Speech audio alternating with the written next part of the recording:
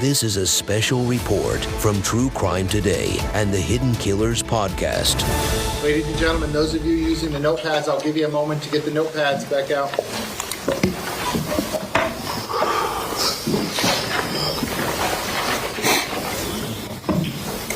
All right, ladies and gentlemen, when we took our quick break, we had just concluded the direct examination of the defense witness. We're now going to turn to the cross-examination. The witness remains on the witness stand and under oath. Mr. Kilroy, when you are ready, you may proceed. Thank you, Your Honor. Deputy Perry, talking about your training. You're taught in training that there's a difference in an active shooting situation between when shots are being fired and when you no longer hear shots, correct? Yes, sir. And when shots are being fired, you run towards the sound of the shots. Yes, sir. And when shots are not being fired, you look for additional stimulus, gather intelligence to see what the next steps are. Yes, sir. Okay. Now, you were on this scene for mere seconds while you heard shots, correct? Approximately 30, 45 seconds, yes, 30 sir. to 45 seconds, you're on scene, you hear four to five shots, correct? 3 to 5 shots. Okay, so you weren't on scene for 4.5 minutes during the shots? No, sir. You didn't hear 70 shots being fired, correct? No, sir. Okay.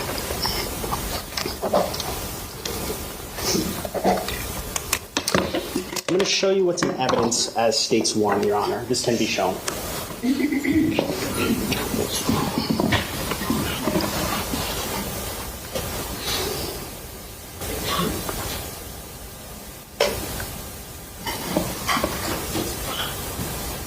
Deputy, do you recognize what campus this is? Yes, sir. That's Stoneman Douglas. All right, Your Honor, may I use the annotator? So just like before with Mr. Aguilar, you can mark. When you arrived on scene, approximately where did you stop your car?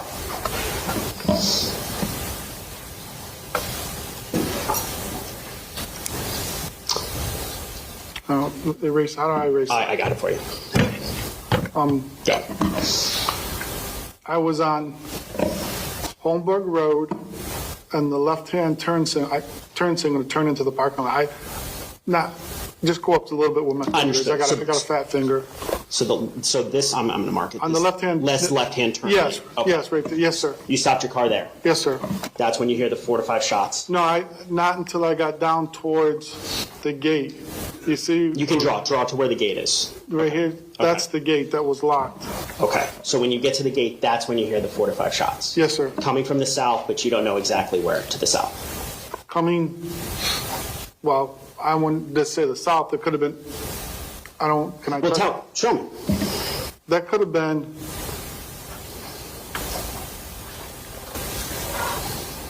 Even all this area. Okay, so southwest of you. Yes, sir. Okay. Now, in training, you're taught to go to the sound of gunfire, correct? Yes, sir. We know where it's at. Well, we'll get to that in a second. Okay. Now, you approach, I'm going to change it to purple. Once the gate gets opened, where do you and Goolsby head towards? Or I guess Sergeant Goolsby head towards? We come through here, and I stop at the last car right there, and Goolsby comes up to this location right there. Okay. Did you go behind it? I'm just going to mark in blue. Did you take this route over here, or did you take the purple route that you marked? I honestly can't remember. I'm thinking is the route I marked, but Okay. I can't be sure. Okay. Now you're heading towards the area of where you think the gunshot could have come from, correct? Yes, sir. You're not just standing there. No, sir. You're complying with your training that you go towards the sound of the shots, right? Yes, sir. Okay. Now you weren't dropped off in a golf cart right outside where the shooting was occurring, right? No, sir. You actually had to run through a parking lot. Jog. Let's say jog. I don't run anymore. Move through a parking Yes. lot. Okay.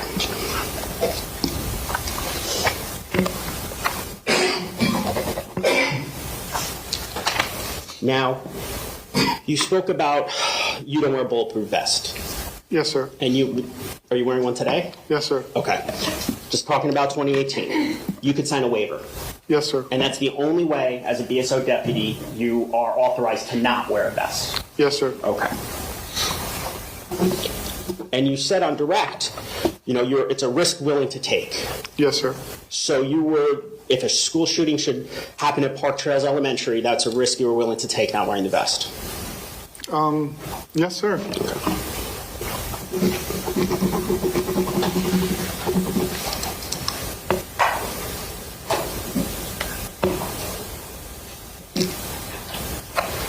Now, on direct, you testified about locking down the whole school.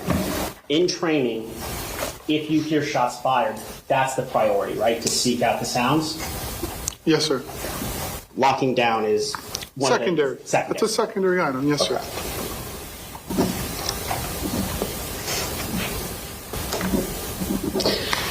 Now, over dispatch that day, did you hear? You know Scot Peterson. You know him for years, right? Yes. You know his voice.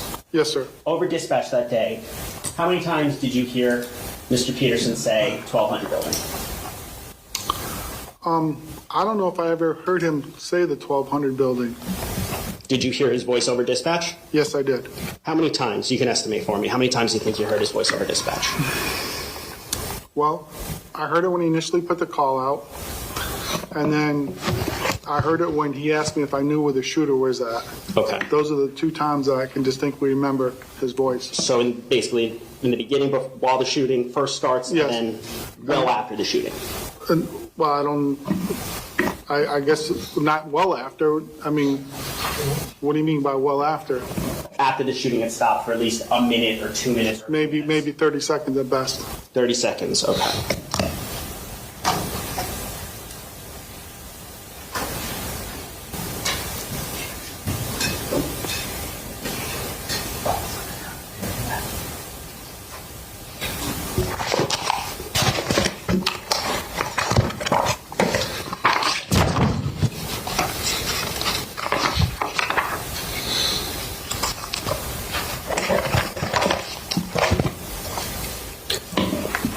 When you heard the call, Perry, does he know where the shooter is? How long would you estimate you were on scene for?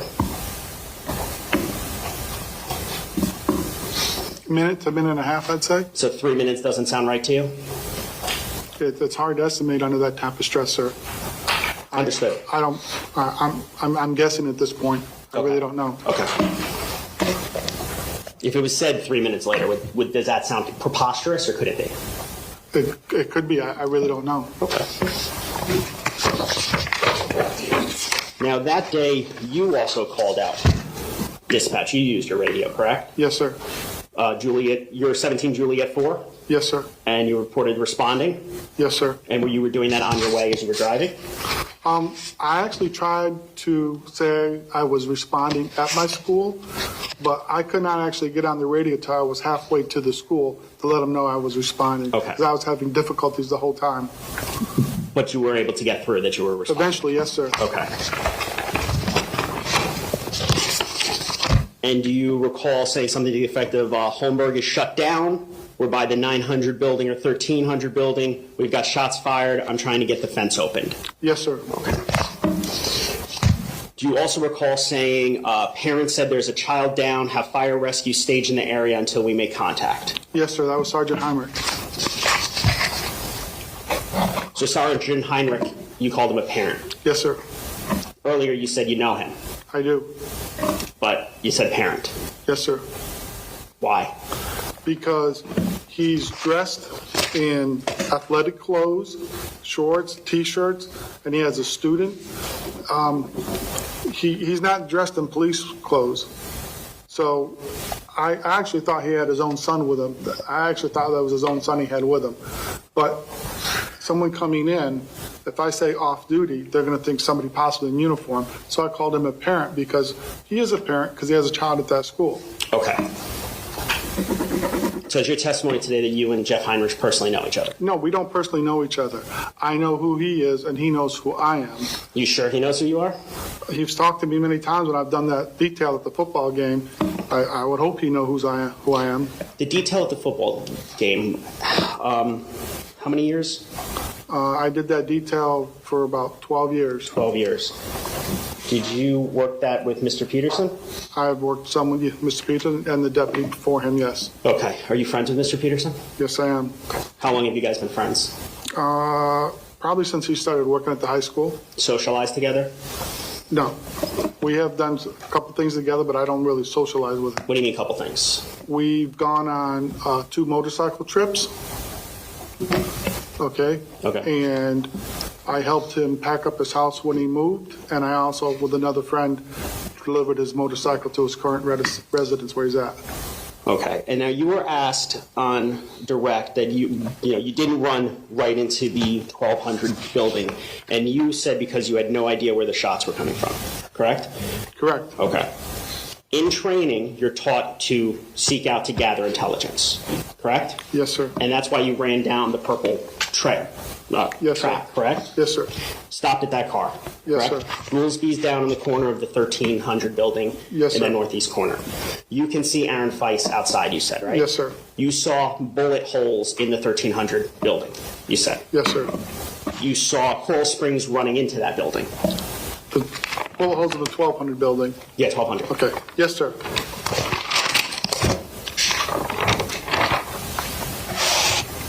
You heard gunshots. Yes, sir. You still didn't go in the 1200 building. No, sir. How far would you estimate you were when you were standing by that car to the 1200 building? Again, I believe I already said it was approximately 30 yards. But no shots were being fired while you're there. No, sir. Did you hear it called out the radio, stay back 500 feet? No, sir.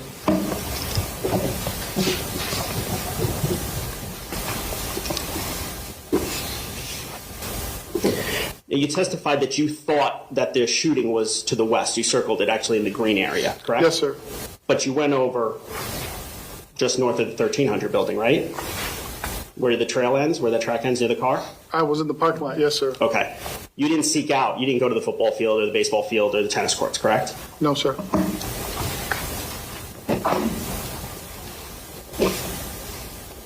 Now, you said that when Heinrich ran past you, he didn't say anything to you, right? No, Heinrich didn't run past me.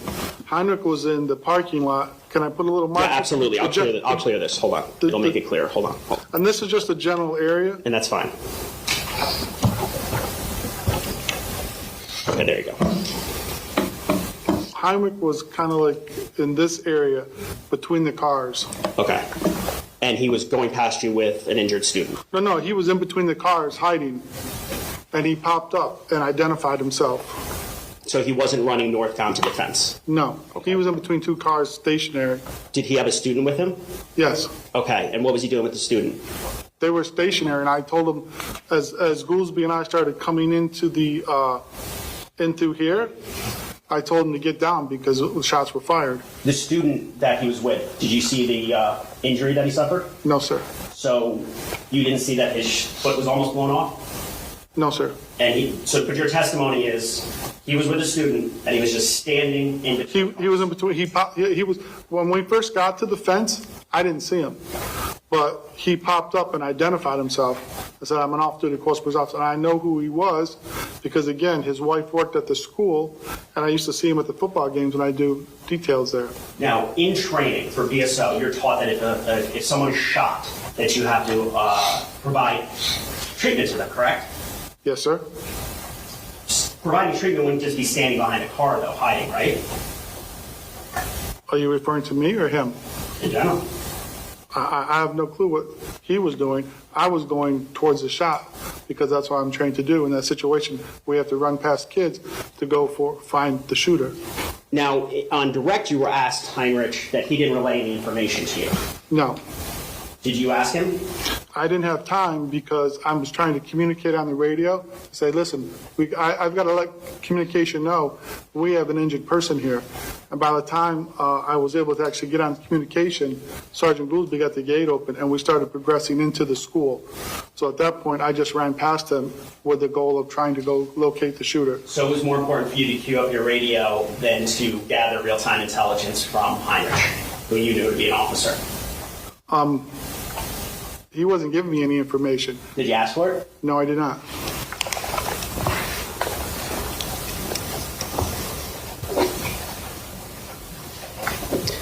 After that, you saw Coral Springs ran by you and ran into the 1200, and you didn't know why. Yes, sir. That's the same 1200 where Aaron Feist is outside. Yes, sir. That there's bullet holes in the window. Yes, sir. That Deputy Peterson has called out 1200 building 4 or 5 times. Objection. Assumes facts not in evidence. That's overruled. Again, ladies and gentlemen, what the lawyers say is not evidence. You all will decide what the evidence is in the case. Go ahead, Mr. Kilburn. Ask your next question. Aaron Feist outside. Yes, bullet sir. holes. Yes, sir. Dispatch calls about 1200 building. Let's see what else we got. Coral Springs running by. And you hearing gunshots. Yes, sir. And if you read the dispatch logs, you'll also see that I referred to that building as the 900 building. I didn't know that was a 1200 building. I referred to that building as the 900 building. You didn't run into the 900 building then either, No, sir. even though all that stimuli was there. Yes, sir.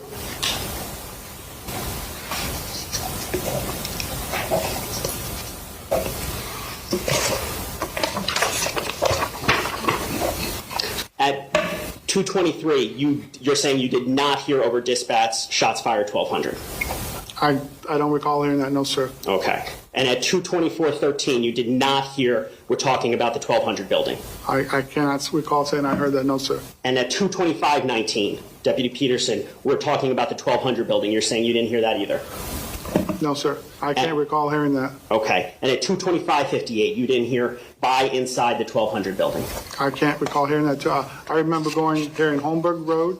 I remember seeing units on Holmberg Road, and that's where I proceeded to. You heard Holmberg Road over it.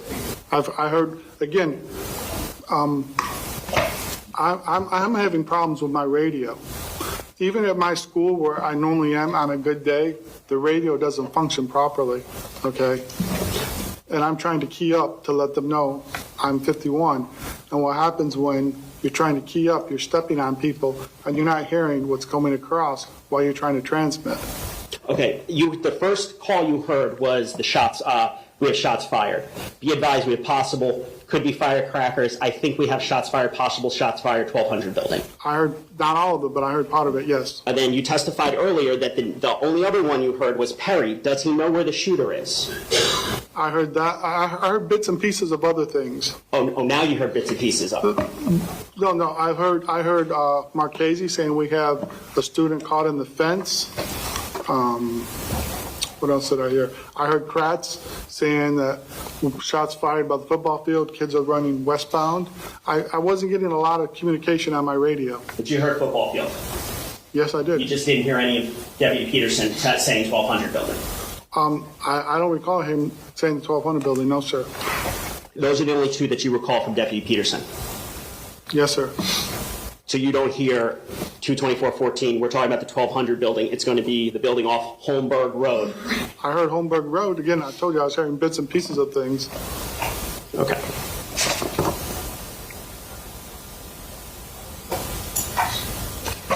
Did you hear shots fired being mentioned about 5 or 6 times? I don't understand your question. Did you hear shots fired being mentioned 5 or 6 times? On the radio? Yes. I don't recall. So once again, you don't recall hearing Deputy Peterson's dispatch, your friend. I don't. What's the legal objection? Compound question, argumentative. Well, hey, as to both of those, it's overruled. Go ahead, sir. You can answer the question. What time are you talking about when I asked if I heard shots fired when you're referring to that question? No, I'm saying you didn't, besides those 2 that you testified to, those are the 2 that you heard from Peterson, you didn't hear any of his other communications where he mentions the 1200 building. I can't recall those. I heard shots fired from Kratz, I believe. But I can't recall those situations, no. And he's your friend. Yes, sir.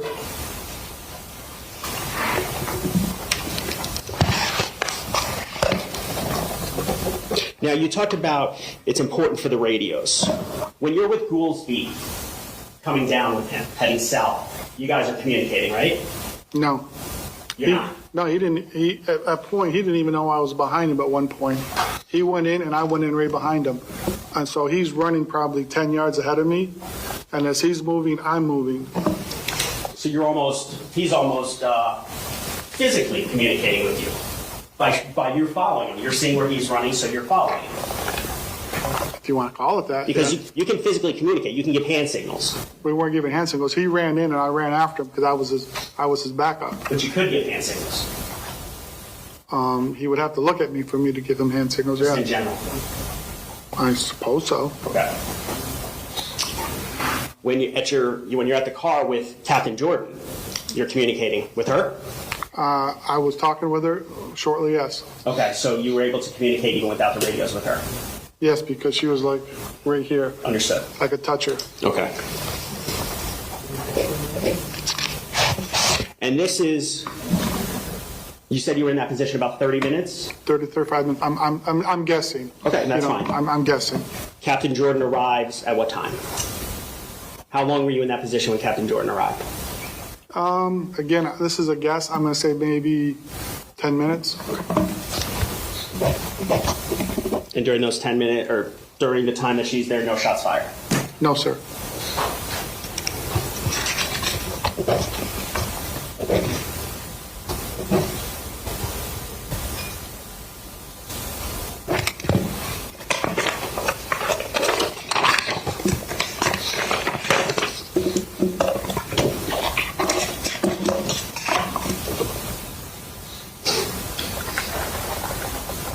Did you know where Scot Peterson was at while you were on scene? No. I'm showing you what's already in evidence. It states 18.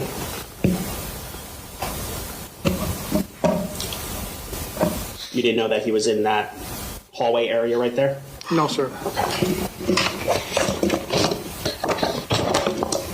Yeah, you said that Coral Springs officers went in.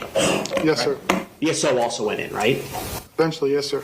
Well, eventually, but they also went in when Coral Springs the SWAT guys entered, right? Which entrance are you talking about? Either west or east. On the west side, which I had full view of, I didn't have view of the entrance to the east side. I had view of entrance to the west side. 3 Coral Springs officers went in, okay? And then another Coral Springs officer came up with Deputy Volpe, and they took Hickson out of right behind the door and evacuated him on the golf cart. So Volpe went in. Yes. Okay. And did you know that Richard Vandereems went in? No, sir. Did you know that Danny Polo from BSO went in? No, sir. And Richard Vandereems being from BSO? You didn't know they went in? I don't even know who he is. You don't know who he is? Okay. No. So you didn't know that with Coral Springs, BSO officers were also making entrance? No, sir.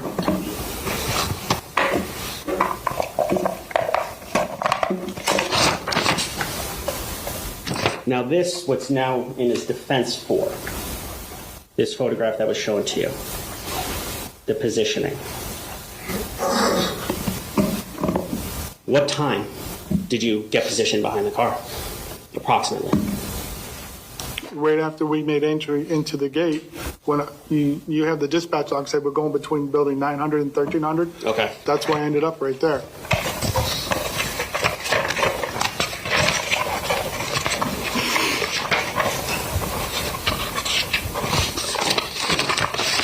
So 2:27:50. Does that sound about right?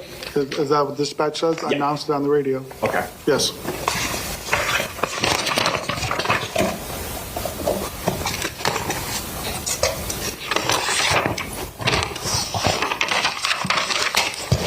Now you said on direct, based upon your training, if your shot's fired, that you're supposed to go hunting for the shooter.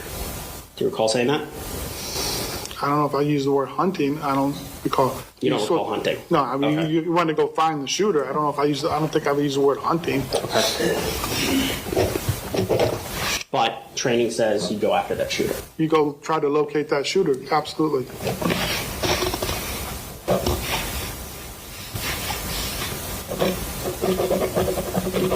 And you said you learned that the shooter was in that building, the 1200 building, 7 p.m. that night on Fox News. That there were victims and the shooter was in at one time in that building. Yes, sir. What time did you stay till the campus until? I wasn't on campus at that point. I was at the corner of Holmberg and Pine Island, assisting with crowd control because they were trying to get buses to that location to move parents and students away. And what time were you there until? Approximately. I don't remember.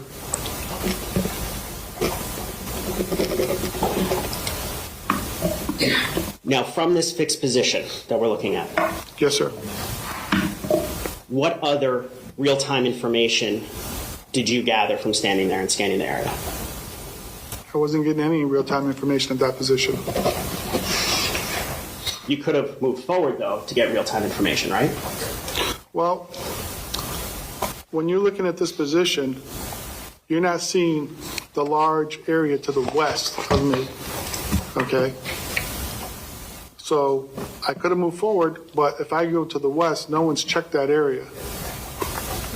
You could have checked the area to try to gather intelligence. I could, but I didn't have a radio to advise anybody where I'm going. What about when Jan Jordan's standing right next to you? When she's standing, her radio doesn't work either. Yeah, but you could have told her I'm going over there, right? Well, she's my supervisor. She just told me to stay right there. She's the incident commander at that point. Okay. She didn't tell me to go check that area. But your training says that you go towards whatever sounds, and you thought that could have been in that huge area that you circled on the map, right? Yes, sir. And you didn't do that Because I heard no sounds at that point that sent me in that direction. because you have to seek out intelligence, right?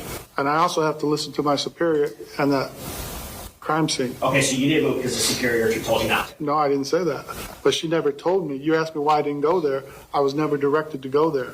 My task of that area was provide overwatch cover, because if I left that area, that gate's wide open. Anybody can come in and out of that gate. So you had a specific task. You were an overwatch. I assigned that task to myself. No one gave me that task. That's okay. That's what I felt what my task was. But you took something, you took a proactive step to do something, to do overwatch at the gate, to make sure parents don't come in at this juncture, the shooting's over, no more shots. That's the reason why I didn't move. That's what I felt my best position was at that area. Understood.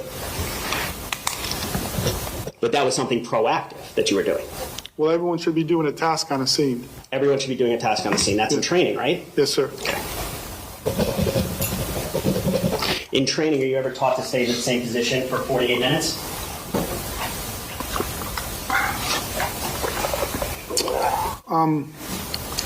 I don't think I've ever had a training scenario that lasted over 5 minutes, so the answer would be no. Okay.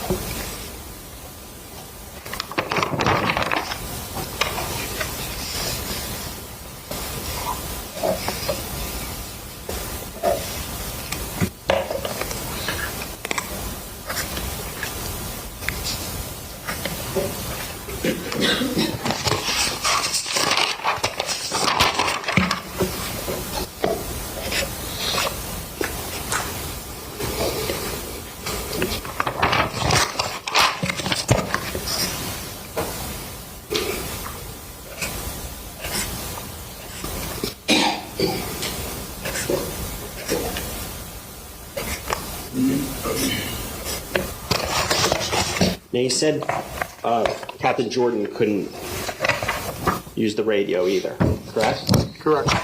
Do you recall her at 2:31:30 saying, I know we have a lot going on, do we have a perimeter set up right now and everyone cleared out of the building? I don't recall her saying that. Do you recall her at 2:32:48 saying 17 Sierra 1?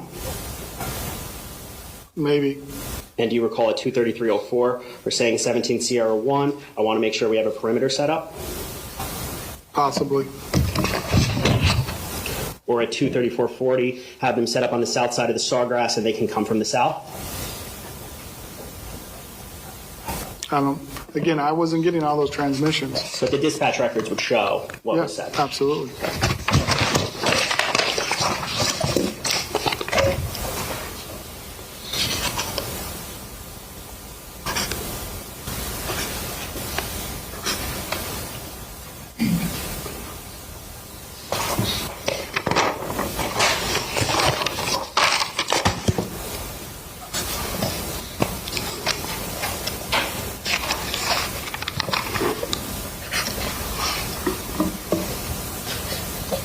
Now, you took part in, well, let me ask you this. At Park Trails, do you have Code Red training for the teachers? Yes, sir. And do you partake or teach that Code Red training? No, I don't teach that. Or do you sit in on it? I monitor it, yes. Monitor means you're there in the room. It's not a room, it's a school. It's done with the Broward County School Board, school police conduct it, and I assist with shutting the roadways off so the kids can cross the roadways safely. No. The classes, when you learn about Code Red, or when you're teaching, when the teachers are learning about Code Red? Do you recall those situations? Those trainings for the teachers? No, we don't, as a sheriff's office, we don't teach the teachers how to do a Code Red. That's something done through the school board. When the school board comes to teach those classes, are you in the room when they're teaching the classes? No.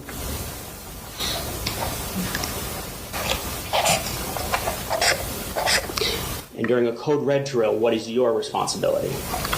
My responsibility is I'm going to be a liaison with the incident command and the principal in order to communicate what's going on campus. If you hear shots fired on Park Trails Elementary, what are you trying to do? I'm going to go try and find and locate those shots. To protect your kids on campus, the students on campus? They're not my kids on campus. They're students on campus. The kids that go to your school? That's not my school. It's the school I'm assigned to. And so it's not your school? No, sir. That's my assignment. Your assigned school? Yes.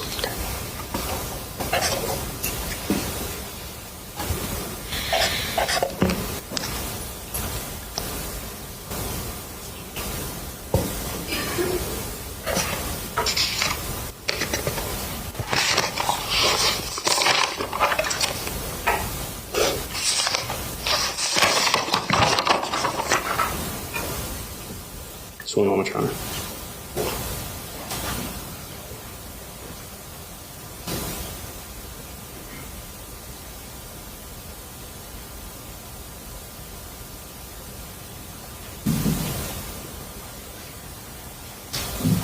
So when you saw Coral Springs Officer Heinrich, I'm going to go back to the map.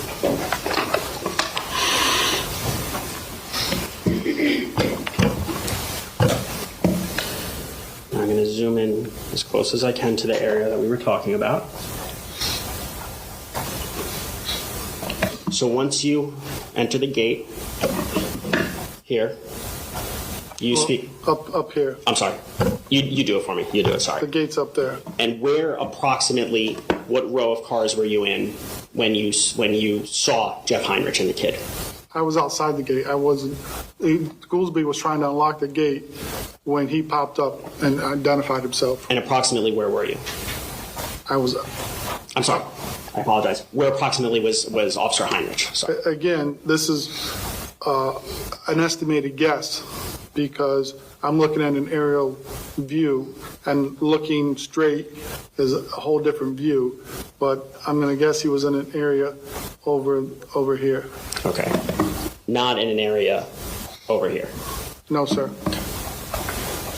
And that is while you were still outside the gate before you actually made entry onto the campus? Yes, sir. Well, as we were making entrance, yes, sir. And how long would you estimate the interaction with Officer Heinrich was? Very brief. 5 seconds? 10, 15 seconds. 10, 15 seconds, okay. Your Honor, I have nothing further for this witness.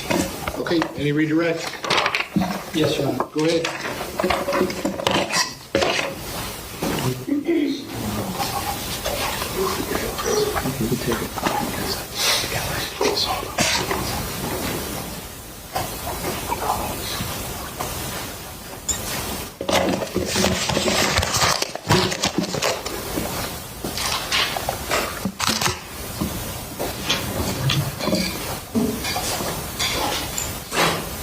Deputy Perry, when was the last time you got together with Scot Peterson?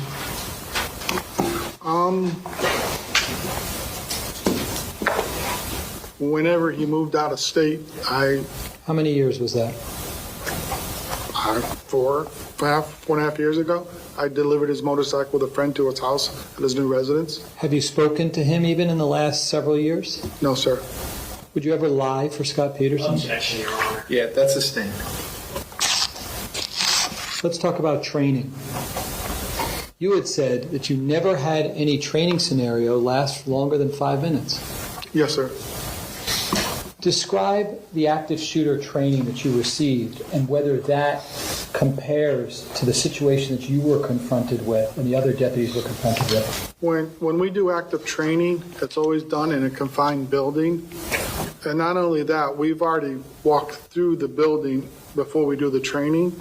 And when training does the active training, they'll take up a yellow tape, whether say crime scene, whatever, and let's say that area is out of play. That area is out of play. So we it's honestly like a rat going through a maze when we do active training, because they make it so we have to go down a certain hallway. We have to do this because they want us to get to a certain location to address the shooter. So they make it pretty much direct us path by path, a path to where we have to go. So you're always contained within a building, correct? Yes, sir. And you all know the shooter's going to be there, correct? Yes, sir. You just have to find him, correct? Yes, sir. Have you ever had a scenario that dealt with acres of area to cover? Objection, asked and answered, Your Honor. Yeah, that's sustained. Have you ever had a scenario where you're trained without having the use of your radios? No, sir. Objection, asked and answered, Your Honor. Yeah, sustained. Now, when you lock down a crime scene, is that consistent with your training at times when you do that? Yes, sir. Tell the jurors under what circumstances you're trained to lock down a scene. Well, any crime scene we have, we're taught we want to make that crime scene as big as possible, because if you make it small, you can't make it bigger. But if you make it as big as possible, you can always bring it in as the situation dictates. But if you have a small crime scene and you realize that this is outside the crime scene, this is outside the crime scene, you can't expand your crime scene because it's already been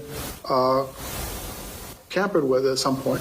And what about locking down a school at the time that it was, where parents and kids were going to come on? Is that consistent with your training in a scenario like this? The code red, we locked down the school, yes. Why is it inconsistent with your training to allow kids and parents to come on to a school when there's an active shooter? Well, because first of all, they're going to become victims. We don't want to bring any additional people into the campus that are wandering the hallways that become a victim.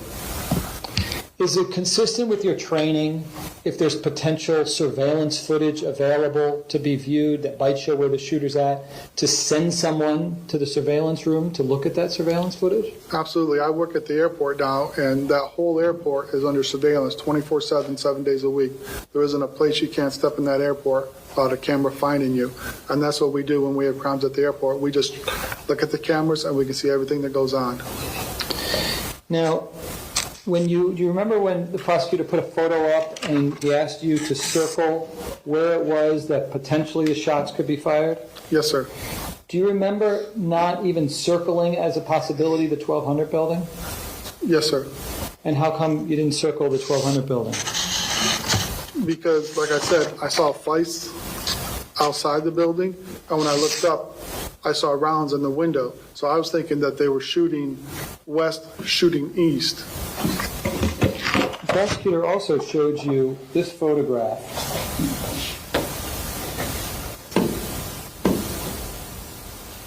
I'm going to zoom in. Do you know who this deputy is or officer is standing right by my client with his hands on his hip? I can't make that picture out. Okay.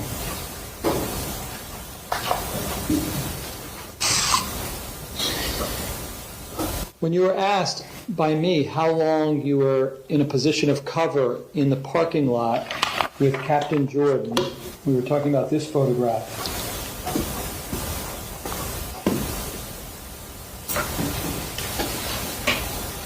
I want to make sure I heard you correctly. It was, I think you said 35 minutes easy. Do you remember saying that? Yes, and again, these are all general guesses. You know, when you're on crime scene, I don't even wear a watch. You're not sitting there with a watch seeing, okay, this time passed. The last thing on your mind as you go into that thing is trying to process time. So these are just general educated guesses. So do you believe that you could have been in that position of cover even longer than 35 minutes? Absolutely.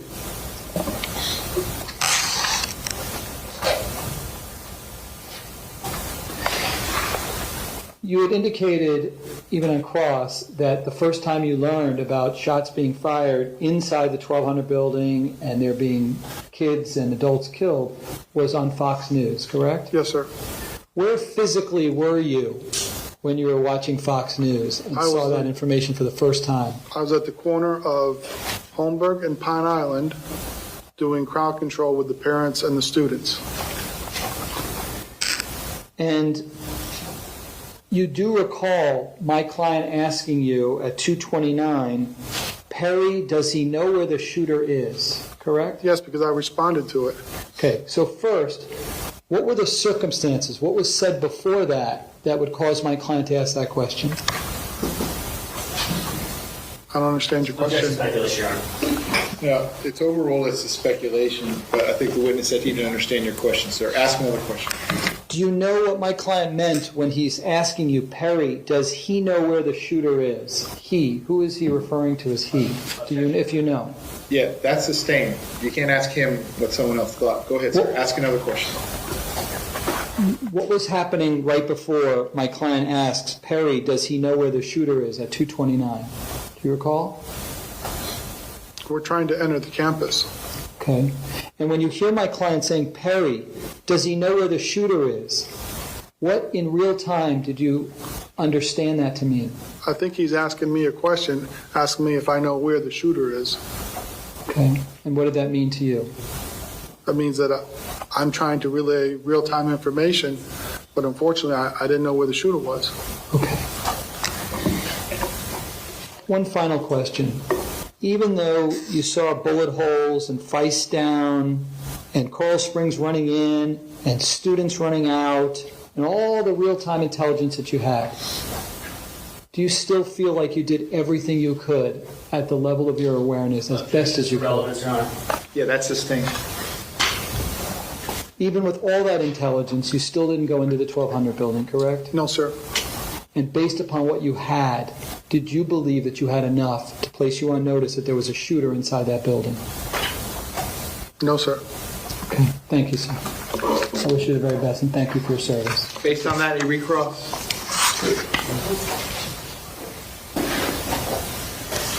Deputy, the crime scene is always secondary to finding the shooter, right? Yes, sir. Okay. And on, I guess, redirect, Mr. Argalash asked about the circle, the green circle of the campus of where Yes, the sir. shooting can be. Yes, sir. You came in here today and you literally circled the campus except for the 1200 building.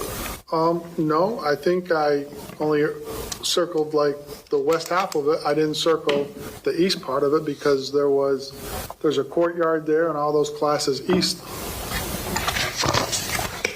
But even though dispatch, Scot Peterson said 1200 building multiple times, you came into court and didn't circle the 1200 building. Objection to the compound question and assumes facts that he was not privy to. No, it's overruled as to both. You can go ahead and answer that, sir. Go ahead. I think the question you asked me was where did I think the shots were coming from? Is that correct? Yes. And I circled where I thought the shots were coming from.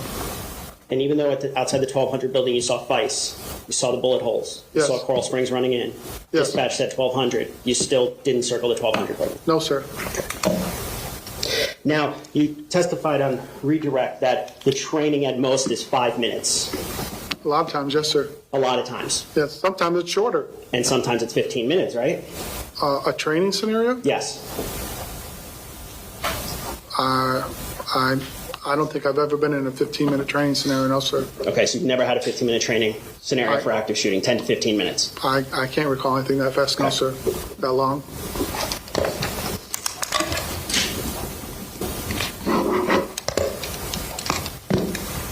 When you're speaking about you're making the crime scene bigger, that's in regards to collecting evidence, correct?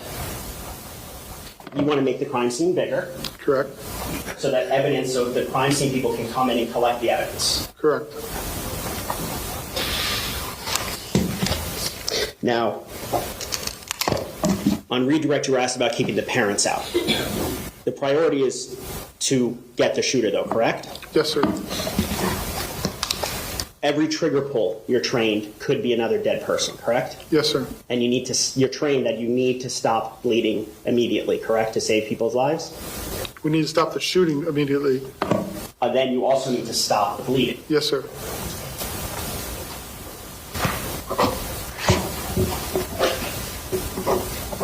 Now, you testified on redirect when it was said, Perry, does he know where the shooter is?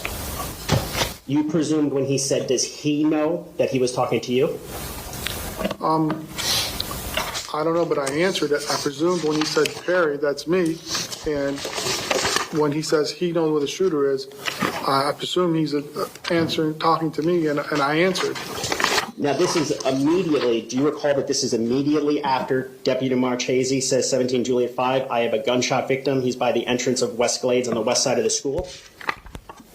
Do you recall that being the dispatch right before the question is asked, does he know where the shooter is? Again, it was happening so fast. So you're asking me which scenario. I remember Deputy Marchese saying that. I've already testified to that. The order in which it came, I can't say I positively know the order in which it came, no. The word he, did you think he was asking you, does he know where the shooter is? Or did you think he was asking about the kid who was shot? I have no clue.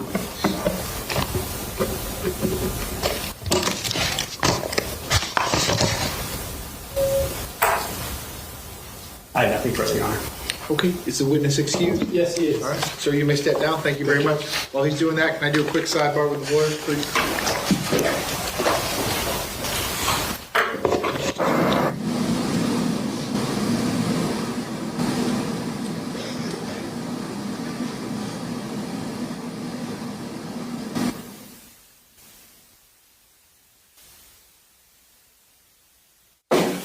Okay, ladies and gentlemen, I'm going to send you to lunch at this point. I hope the same admonition as always. Please don't discuss the facts of the case, the evidence, the witnesses, or the testimony amongst yourselves or anyone else till we reach the end of the trial. If you leave the notepads in the chairs, they'll be waiting for you when you come back. I hope you have a nice lunch. I'll see you all at 1:40 p.m. in the jury room, 1:40.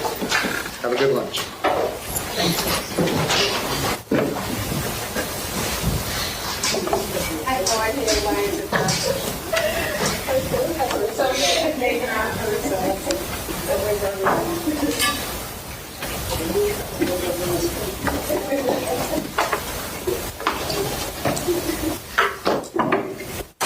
Okay, we're outside the presence of the jury. State anything you need me to address before we recess for the lunch break.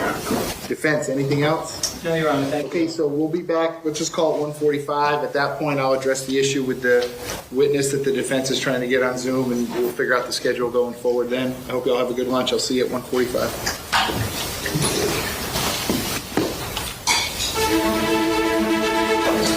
This has been a special report from True Crime Today and the Hidden Killers podcast.